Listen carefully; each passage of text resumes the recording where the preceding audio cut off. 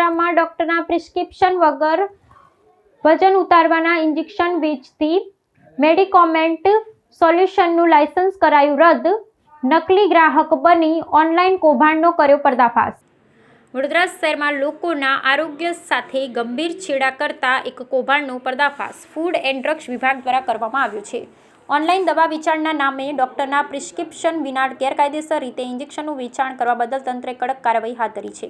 ગત 22 ડિસેમ્બર 2025ના રોજ હાથ ધરવામાં આવેલા એક ગુપ્ત ઓપરેશન અને દરોડા બાદ વિભાગે નિયમોના સરેઆમ ઉલ્લંઘન બદલ મેડિકામેન્ટ સોલ્યુશન નામની પેઢીનું લાયસન્સ સત્તાવાર રીતે રદ કરી દીધું છે. તપાસમાં છેલ્લા ચોંકાવનારા ખુલાસા મુજબ આ પેઢી મેદસ્વીતા વજન ઘટાડવા માટે ઉપયોગમાં લેવાતા માઉન્જારો ક્વિક પેન ઇન્જેક્શનનું ગેરકાયદેસર નેટવર્ક ચલાવતી હતી.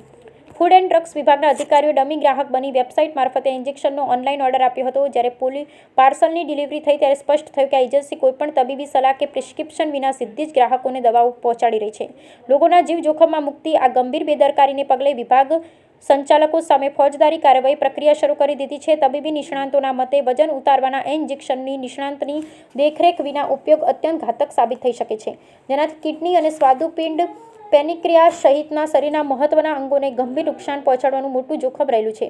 ફૂડ એન્ડ ડ્રગ્સ વિભાગના ઉચ્ચ અધિકારીઓએ આ મામલાની ગંભીરતાથી લેતા નાગરિકને ખાસ અપીલ કરી છે કે કોઈપણ દવાના ઉપયોગ અધિકૃત ડોક્ટરની સલાહ અને યોગ્ય પ્રિસ્ક્રિપ્શન વિના ન કરવો.